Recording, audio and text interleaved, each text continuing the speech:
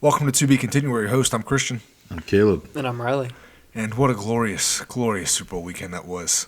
We would have had a video out Monday, but Resident Eagles fan somewhere over here wasn't very happy, understandably, even though we will all agree it was a holding call, except maybe one. But Riley, because it's your team, and Pat Mahomes, thank you. Jesus, you did not let us down. He's the GOAT. Go ahead. First of all, I don't think that's a holding call because he's within the 5 yards. That doesn't matter on a so holding you can have call. contact. You can't have no. That's still a holding call. No, he's not because when Juju broke on his route, James Bradbury let go. That's what you saw the last second, and then they called the holding call at the held end. him on both sides though. But then he let go once he goes for the break. See, that's off the break, and he's letting go right after that. You can see his hands starting to open. You can't hold like that. But he's breaking and he's still holding him. I don't think it's a holding call. And then the false start call that they made was not a false start call. You can't move. It's not even like he moved forward or anything. He literally readjusted his hand. That was it. Greg Olsen didn't even complain about that one, so you know it was legit. And actually, before we get into this, Greg Olsen's the reason there's a whole nation outrage. If he just agreed with the call, nobody would be like saying, "You shouldn't call it there. You shouldn't call it there." It was a foul. I agree with Shannon Sharp. No matter when the foul occurs, you call the foul. I mean, and if we're going there, like, if you're gonna say the false start's not a false start and stuff like that, when the Chiefs jumped off sides on 4th and 2, like, they didn't touch anybody. Like, there are lots of times in the NFL when somebody will jump off sides, they'll just jump back and no harm, no foul. But because the Eagles all reacted to it, but when they reacted, because what was sketchy about it was they reacted after the guy was back over. So, I mean, I wouldn't have been shocked if they'd have called that the other way. Oh, yeah. Because the neutral zone infraction call is when they go into the neutral zone and calls the other person to move. They didn't do that. That really would have, if they had just snapped the ball, that was an offsides. Yeah. It wasn't like a. So the difference between neutral zone infraction and offsides is that the O line moves when the D line moves. Well, the difference is the ball snapped for offsides. Yes. Well, yeah. I mean, yeah. So the other thing that gets me confused is everybody is now taught the offensive line that when there's a neutral zone infraction, immediately jump. Didn't Aaron Rodgers make a living off of like 7 straight years where he would get you to jump off sides and then get a free deep play? That and he would they would call no huddles while the defense is trying to do their substitutions, and the Packers didn't, and then he would do that too. Yeah, see, I kind of think that's what Mahomes did on the Bradbury play. Like, I think he looked at Juju and he saw Bradbury's green glove on the white jersey, and he was like, "Ooh, throw him the ball." Because that's going to call attention to it. Yeah. Just like you see, like we saw, how many years did we see Peyton Manning, Tom Brady, Drew Brees, those guys, they see somebody's being interfered with, they throw them the ball. Because then the refs are going to look at them and they're going to see, ooh, there's interference there. So I'm going to get that call, even if I know I'm not going to complete the pass. I kind of think that a little bit of that might have been going on with Mahomes throwing there. Because there's no way Juju was going to catch that ball. No. But it wasn't even supposed to be catchable. I mean, it was just trying to point out the fact that it was holding. But I think the whole Super Bowl, and everybody would agree that game would have been better if it was a different team of refs. Because that team of refs in the last 3 years has thrown the most penalties over and over. 3 seasons in a row has thrown the most penalties. And then you get calls where the Devontae Smith catch that they called no catch, even though he has it balanced on his helmet for 2 steps. And then the Dallas Goedert where people called a no catch and then the refs called it a catch. It's like all these calls that everybody at home was saying was like Devontae Smith was a catch, but Dallas Goedert wasn't. It was called the opposite. The Devontae Smith catch, actually, since they called it on the field, it's actually hard to change it. The people in New York actually caused that call to get it changed. The refs, I'll be honest with you, when I went back and rewatched the game, the refs weren't involved as much as people think they were. The refs were actually out of that game. Yeah, they didn't make a whole lot of calls. It just looks like it did because of the big ones. I feel like that's what I'm saying is I feel like the refs made the calls at the times when you probably shouldn't have made the calls, when the most tense times where you're supposed to let them play. And then didn't make calls on the times where you should make them, like the downside times when people are making these calls. And the other thing is, like, we're talking about like those big passes to Smith and Goddard and all these things.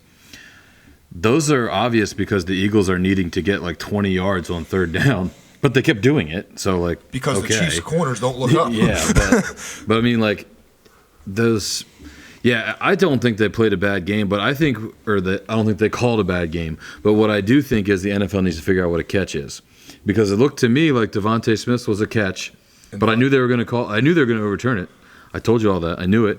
And then I thought Goddard's was not a catch, and I knew that they were not going to overturn that one.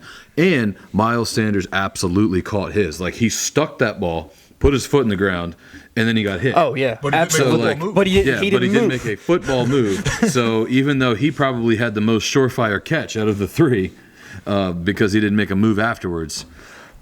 So That's I don't Also, know. the picture I It's a sent weird you call. guys, that I didn't even realize it happened when it happened. But I guess on the Jalen Hurts fumble, the defensive lineman had a whole grab on the he face couldn't mask. have a grab on it. 'Cause Photoshop. the reason he couldn't, so he didn't actually have a full grab because it's impossible because he has the visor on. When you have a visor on, you cannot grab here. It's impossible. Especially with gloves on, you're not grabbing a face mask with a visor on unless you're down here, not up here. He didn't grab the visor. His hand was wrapped inside. You can't wrap inside there because the visor takes up all of it. I think it was photoshopped. Now, there was a flag on that play that called the holding on Juju. If you actually watch the video, there was actually a different flag on it on the Chiefs. It was an illegal hand to the face on Josh Sweat, but they didn't call that one. Now, that's the one that I'm shocked all of Eagles Nation isn't all in uproar over. Even I will say I love how But if the bad refs they didn't are. see it, nobody saw it. So I mean, there's going to be missed calls in every game. I know there's going to be missed calls in every game. But the problem is when you're in the biggest game of the year, you want to get the best refs possible to do it and make those calls that need to be made called. Hey, maybe if you guys could have got one stop in the second half, you guys might have won. Yeah, Patrick Mahomes only threw one incompletion. And it was a throwaway. No, I agree. And that's also because Patrick Mahomes and Andy Reid, like I said, are the two best in the league in their positions. I mean, those halftime adjustments were crazy. The Chiefs came out firing all over that Eagles defense. I mean, there's no doubting it. But Yeah, I don't even know that there was that much of an adjustment, just that they had the ball was the difference. They had Like, honestly, where the Eagle, like, all of this attention goes to that flag because, like, that was the last thing we saw. We're left with that last memory. The Eagles lost that game when Jalen Hurts dropped the ball. Like, he did not fumble the ball because he got hit. He didn't get, like, hit hard. Nobody made a brilliant play. He just dropped the ball. And that was 7 points. And because when he did that, like, the Eagles were on their way to dominating that game. Like, it looked like they were about to score and the route was going to be on. It was about to be like 21-7, right? yeah. But instead it was a tie game. And you cannot give Pat Mahomes. Andy Reid, those guys, you cannot give them free points. Hey, and I said when I picked the game, because I picked the Eagles to win. You guys both picked the Chiefs. But I said the Eagles will lose this game if what happened? They turned the ball over. And they gave up a special teams play. I mean, they gave up the biggest punt return in NFL Super Bowl history. But the whole reason for that, and this is another thing that needs to be addressed, is that that grass was terrible for both teams. It was terrible. It was terrible for But the both only teams. reason that punt return happened, his momentum's going this way. All of a sudden he slips. His momentum stops. So he goes this way because the whole defense is over here. Well, the thing with that is the Eagles have been horrible at special teams all year. No, I agree, but in That that punter's case, been pretty bad too, right? Like, Well, hasn't- the other punter was. Sitballs hasn't been bad this Yeah, year. yeah. It was Brett Kern. but he had a bad conference game. That He was had a that was bad that was game. the backup. That was the backup. Oh, Sitballs okay. has been out since the first Giants game because I think he okay. broke it or did something to his leg. Yeah, but either way, that grass for both teams was terrible. I mean, we talked about it. Almost every player changed their cleats at least once. But in that case, his momentum's going this way. I mean, he can't adjust that fast normally, so he's going to get stopped. But with that trip, he obviously can go back. I mean, great play by them. Take what you're given. I mean, whatever. But the grass that they were playing on should have been so much better for all the money that they have spent on that stadium. Did you see what happened to the grass after the halftime show? So apparently, the reason they were slipping more after halftime, Rihanna's set made the grass that much more moist because of the things that were on top of it. It heated up the surface and it caused it to get more moist, which is why Jalen Hurts switches cleats up for a fourth time. They all had to get to a thicker cleat so they could run. Basically a metal baseball spike. Pretty much. I mean, but I think we can all agree with this. That's arguably the greatest Super Bowl we've ever seen. I mean, entertaining. One of the most entertaining. It was entertaining. It's I mean, still it second started. on my I mean, the list. first half was not entertaining because the Eagles had the ball for 20 minutes. Yeah, the Eagles, like... But that was the game plan going in. Yeah, I get that that's the game plan, but I'm a Rams fan too that has to watch the 49ers do this all the time. That is the most boring style of football you could possibly watch. When it's taking them 3 or 4 downs to get the first down, but they keep getting it, and so they just keep driving the ball and keeping the ball out of the other team's hands. Like, I get it's a smart play. Like, it is good sound football sense, but it is not fun to watch. Well, the Rams used to do it when they had Gurley. No, not like that, No, though, because I'm the saying Rams were McVay. picking up like 20 yards a pop. Like, Early, not McVay, early Gurley with Jeff Fisher. Jeff Fisher. Well, that was the most unentertaining football that's ever been put on the field. And it didn't win games. No. But the thing that I think we all agree on is, as bad as that call, even I don't think was a bad call, as bad as everything was, the thing that changed the game was the Chiefs started using a play they saw the Jaguars run. I mean, how many times are the Chiefs going to run one play and the guys get wide open? I've never seen a play work, not once, not twice, but 3 times in crucial situations, because the play that Juju got held on, he was running the same play, and he's going to be wide open if Bradbury doesn't hold. Although, to be fair, Bradbury stuck with him. The reason the other two were open was because the person who was I think it was Maddox. Even though he played the best game out of the receivers' cornerbacks. He has, stat-wise, he's the best player there. But I think it was Maddox that was covering that guy both times, and the guy goes in, and Maddox tries to switch, and when he does, the guy cuts right back out, so he's wide open. Because they've been over pursuing that all year. Because for some reason they were like, hey, most teams don't cut back, so we're going to over pursue. And I'll say this, as much as I hate to say it, the Niners were right. They said if we had a quarterback, we were going to expose the secondary, and we were all like, oh, they're just haters. Well, I think what it is, and this is no fault to the Eagles. The Eagles were not tested all season long. The NFC was incredibly weak. You had the Rams, the defending Super Bowl champions, were playing without 3 of their 4 best players. Yep. For at least half of the season, and probably the 2 most important in the quarterback and Cooper Kupp. Yeah. And so they are a non-factor. The Buccaneers were a mess the whole season. I don't even know what was going on there because they should have at least had a good offense. I mean, I know they were missing some linemen, which is important. But yeah, but they still had all the same people in place, which they wouldn't. So what would happen with them? So when Arians was there, they would actually make an emphasis to get the run game going in the beginning. When Arians, Brady fired him. We will never hear the true story on that. But when Byron Leftwich and Brady finally got to get a hold on just the game plan, they were like, hey, if the run game doesn't start working, let's just throw it. Which is why Brady had his career high in NFL records in attempts and completions. Yeah, but so the Bucs were a mess. The Packers were a mess. And, I mean, the NFC East had 3 playoff teams, almost a 4th. Probably because of the schedules. And it's a part of the schedules, but also because the NFC was really weak. They played what was the Vikings record like? 13-4, and they were 11-0 in one possession games. And they got dominated by the Giants. They also got dominated by Daniel Jones. Dominated by the Eagles week who 2. are not a great team. And so, like, I think the NFC was just so mediocre this year it was horrible. because of so many things that the Eagles, and this is not their fault, but they didn't have, like, a tough road to go through. The Chiefs were going through, like, they went through a gauntlet. They went through Joe Burrow, some good teams. Yeah, Joe Burrow. The Eagles, I don't think the Eagles would have ever been tested in playoffs if Christian McCaffrey never went to the 49ers either. I think if he stayed on the Panthers, the Eagles wouldn't have been tested because it would have been Brock Purdy who's healthy. Then it would have been they would have been down their running back, and they would have had whoever was there before. Was it Mostert? The Niners just need somebody to complete a pass. Like that was their problem. Josh Johnson, he's been horrible. They had Purdy. They had Purdy until the third drive or the third possession where he tried to throw. He got hurt on the first. He got hurt on the first. Oh, I thought he threw. I thought he hurt 3 times. He threw 2 passes on the first drive, and then on the third one was the one Hassan Reddick. Well, yeah, that's what I'm saying on the third play. Speaking of Hassan Reddick, where was he? I don't know if you want to go back and dig up this tape, but somebody sitting to my left said that Hassan Reddick was better than Von Miller. You know, it would have been nice if he wasn't slipping. Somebody said that. Somebody said he was better than Von Miller. Von Miller, Mr. Super Bowl himself, the guy that just wrecks games. I don't think Hassan Reddick even played. I don't think he was out there on the field. I told you that sucker was overrated. He didn't even show up. The whole D line didn't show up. Not a one of them. He was slipping. Not a one of them showed up. Hey, one bad game doesn't. This great Eagles D line, when they needed them the most, were nowhere to be found. But to their credit, the Chiefs have the number 1 passing offensive line or passing defense offensive line in the league. I told you they were going to show. They looked like an offensive line. I'll tell you that. That was. I mean, Patrick Mahomes had way more time than Jalen Hurts had to throw. We will say that. So the difference between Hurts and Mahomes that game, because let me just first state this, that I'll finally admit I was wrong on Jalen Hurts. That was impressive. I mean, some of those throws he was making. The worst throw he made of the day, and you're going to disagree with me because I know you love the throw, was the one to A.J. Brown. For the touchdown, I agree. That's a pick. You can't throw into triple coverage. Yeah, thank God it got completed, and we're all going to look back on it finally mostly, but you can't throw in triple coverage. But a lot of those throws, the one that was called complete, the confusing one, that's not the throw I'm talking about. There was a throw, I want to say it was a 3rd and 14. The diving one. Yeah, that was there's maybe 5 quarterbacks that make that throw. I mean, that was incredible. People always exaggerate. There's 150 guys that can make that throw. No. Would they do it in the spot? Who knows? But how many?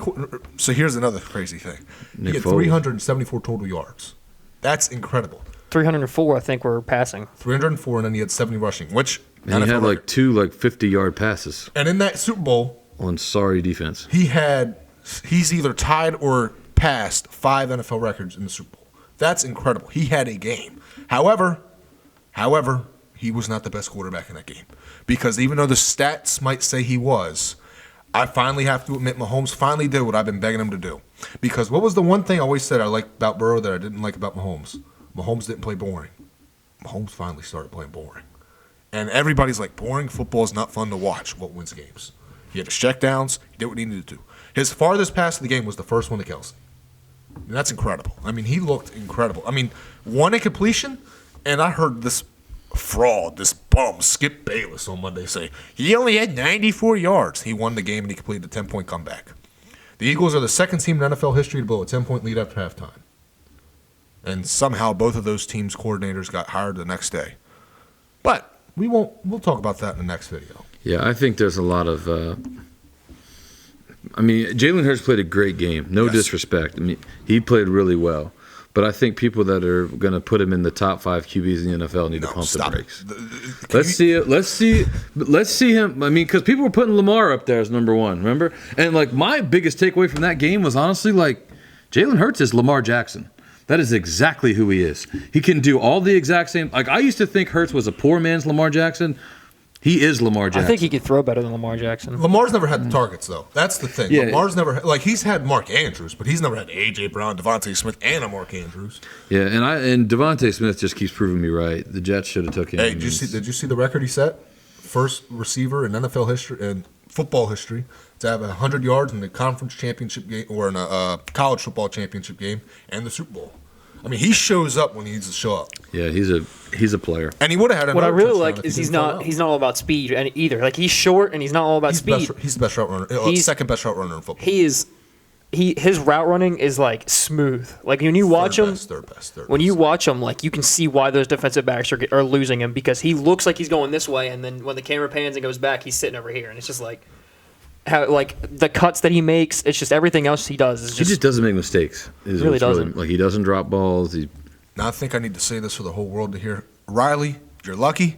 Because the whole game, if you guys would have been there, every time Jalen Hurts made a pass over 15 yards, me, Caleb, and everybody there to hear, and Jalen Hurts can't throw the deep ball. Jalen Hurts can't throw the deep ball. Just quoting you. I'm glad we didn't have it. I wish we had it recorded. I Actually. wish we had it recorded. So the world could be in it as well. And Caleb, why'd your power have to go out, man? Because, man, would that Hail Mary have been funny to watch? I mean, wow. Oh, that was an embarrassing Hail Mary. Did he have to throw that thing by, what, 30 yards? I don't know if it was just the camera angle or what, but, like, man, that thing looked bad.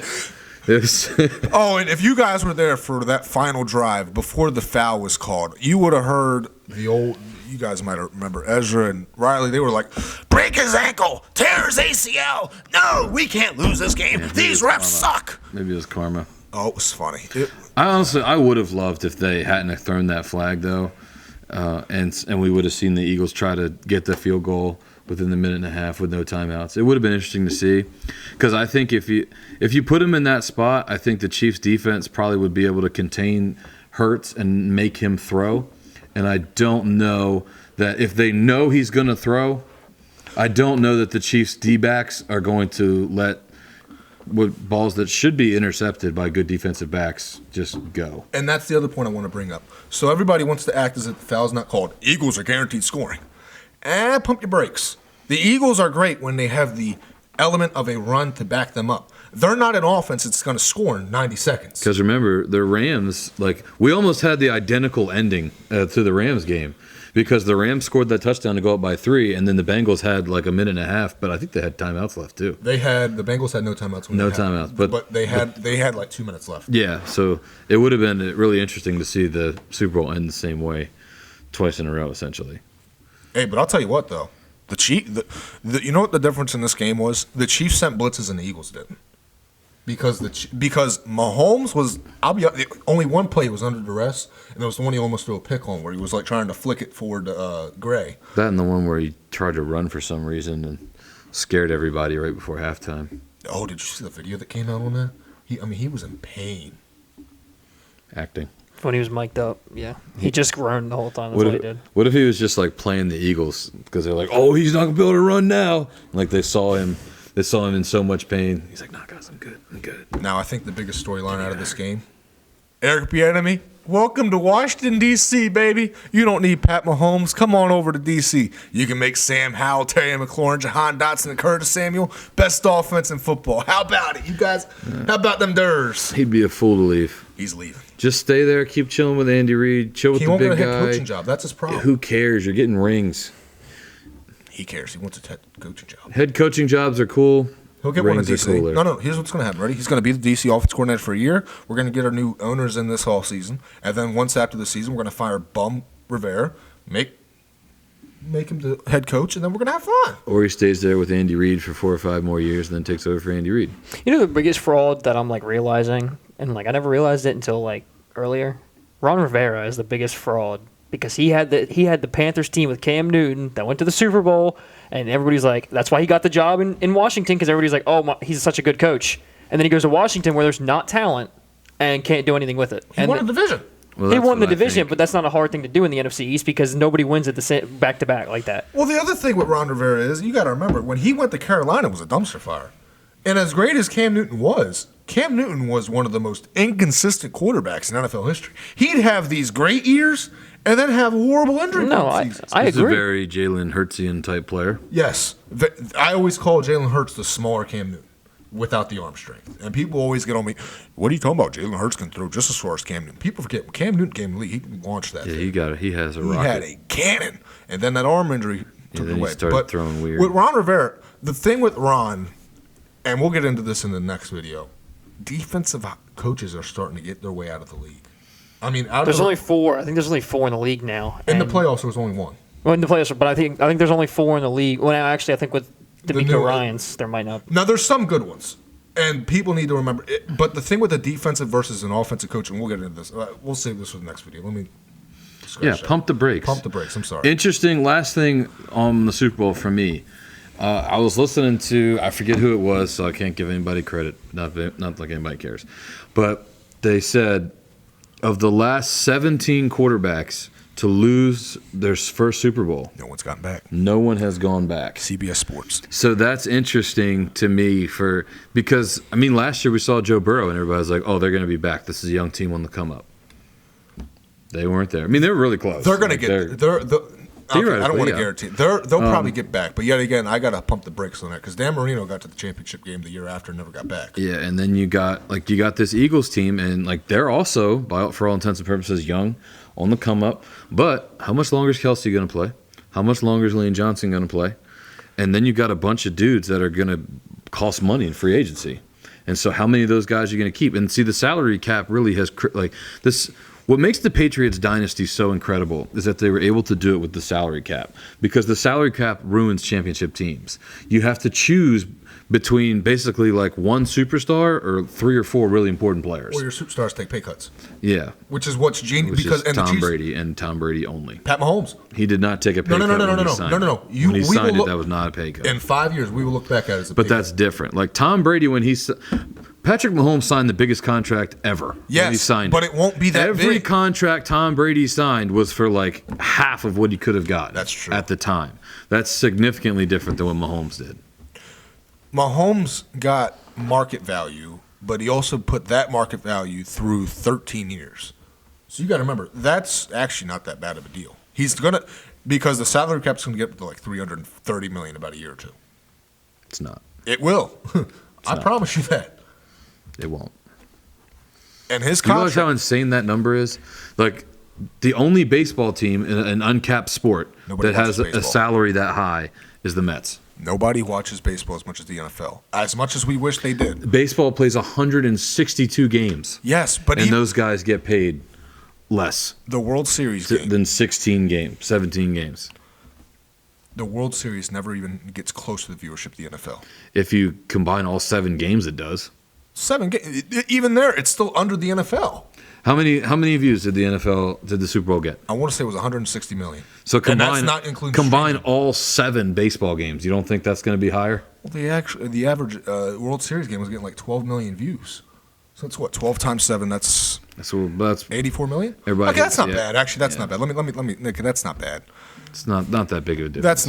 It's not horrible. And you had a World Series where the Astros were in it, and everybody hates the Astros outside of Houston, and the Phillies, who, they're not really the Now I most got to bring up a lovable stat. I don't know nationwide team. I don't know if you guys saw this stat, but it hurt because it includes the Phillies.